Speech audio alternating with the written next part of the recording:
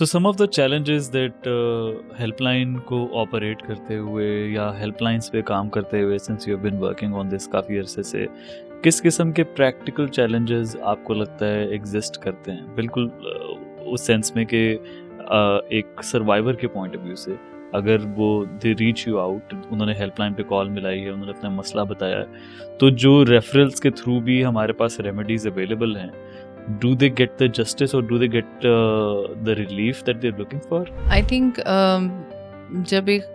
अगर हम इसके अंदर देखें तो इंटीग्रेटेड सर्विसेज नहीं है.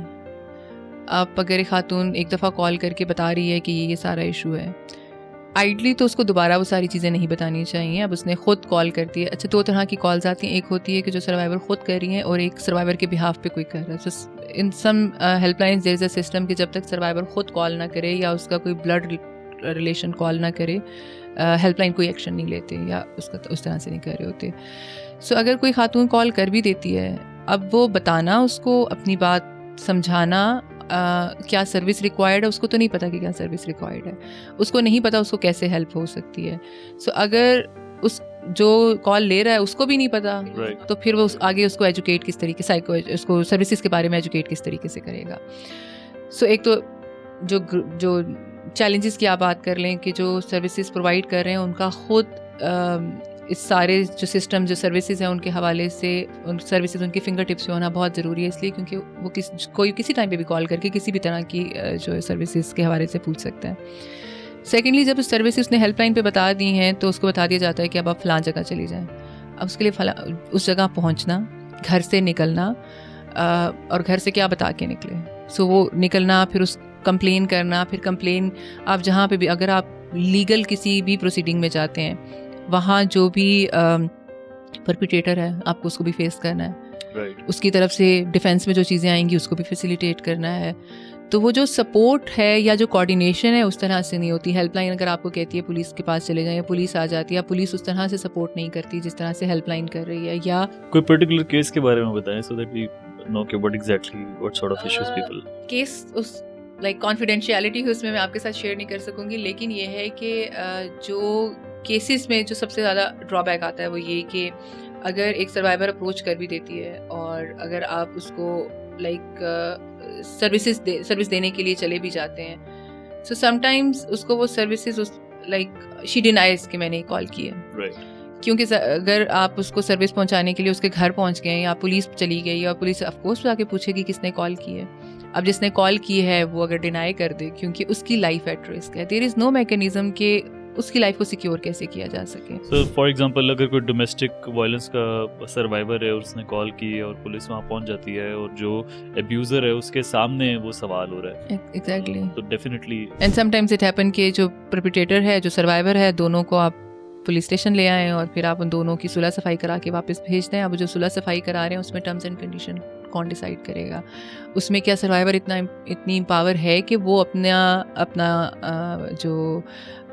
उसके अपने मुतालबात हैं वो एक्सप्लेन करे, वो बताए? क्योंकि उस टाइम सारे बैठे हुए हैं और उस टाइम वो कंप्रोमाइजिंग सिचुएशन होती है कि या तो आपने फैमिली के साथ वापस ही जाना है तो आपने उनकी माननी. अगर आप उनको वहाँ पर नहीं अपोज करते हैं वहाँ पे, तो फिर आप who is going to support you?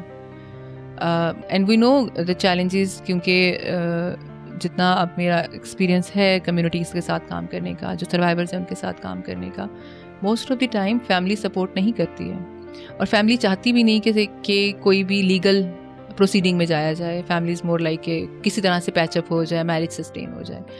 Punjab के अंदर एक स्टडी भी हुई है जिसके अंदर जो सर्विसेज को सीख ना करने की जो बैरियर्स हैं उसके अंदर the biggest barriers is to sustain a marriage.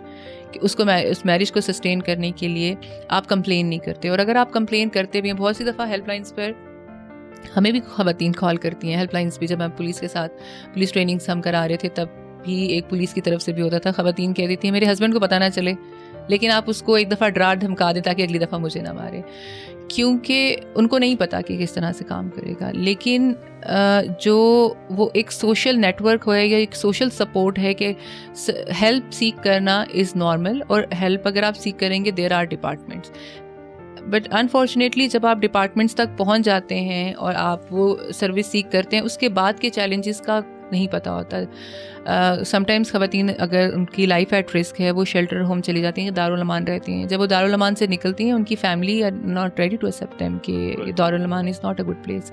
तो जो सर्विसेज अवेलेबल भी हैं उन सर्विसेज के हवाले से परसेप्शन ठीक नहीं है। सो जो ख़वातीन अगर हम ग्राउंड रियलिटीज़ की बात करें, सिस्टम तो बहुत ही इंटीग्रेटेड होना चाहिए कि सारे सपोर्ट करने के लिए उसको there should be one number जिस पे वो कॉल कर रही है, वो सबके साथ इंटीग्रेटेड है, जो उसको सपोर्ट करें, उसको बार बार अपनी कहानी ना बतानी पड़े, वो सारा उसकी प्रोसीडिंग्स आती जाएँ कि अब उसने अब हेल्थ में ये हो गया, अब इस पर सेक्शन भी सही लगा या नहीं लगा। अब अनफॉर्चुनेटली समटाइम्स डोमेस्टिक वायलेंस होता है, अब वो सेक्शन उसमें सही नहीं लग पाता। जब सही सेक्शन नहीं लगेगा वो केस वहीं पे वीक हो जाता है क्योंकि वो सेक्शन सही नहीं लगा। जब हम मैं पुलिस प्रोग्राम में काम कर रही थी और हमने एक ऐप बनाई लॉज के हवाले से। सो हमने केपी के अंदर लॉज प्रोसेस किया, अगर कोई असम्बली से कोई बिल पास हो जाता है, कोई एक्ट है, वो पुलिस स्टेशन तक कैसे जाएगा, तो उसका कोई मैकेनिज़्म भी नहीं है। तो वो शायद अवेयरनेस बाकी लोगों को हो जाएगी, लेकिन जो थाने में बैठा है, वो मुहर्रर है, जिसने एफआईआर पे काम करना है, उस तक तो वो नया अपडेटेड वर्जन पहुंचा ही नहीं है, और जब तक वो वर्जन पहुंचता है कई साल लग जाते हैं। सो ये सिस्टम के अंदर इतने फ्लॉज हैं कि अगर कोई करिश कर भी ले और फिर वो प्रोसीडिंग्स इतनी लॉन्ग हो जाती हैं, इतनी दफ़ा आपको कोर्ट कचहरी जाना पड़ता है कि फिर आप कहते हो कि इससे बेहतर था कि आप गिव अप कर देते हो, या आप कहते हो कि वो सिस्टम ही ऐसा होता है कि जो डिस्करेज करता है बजाय इसके को इनकरेज करे कि आप रिपोर्ट करें केसेस को।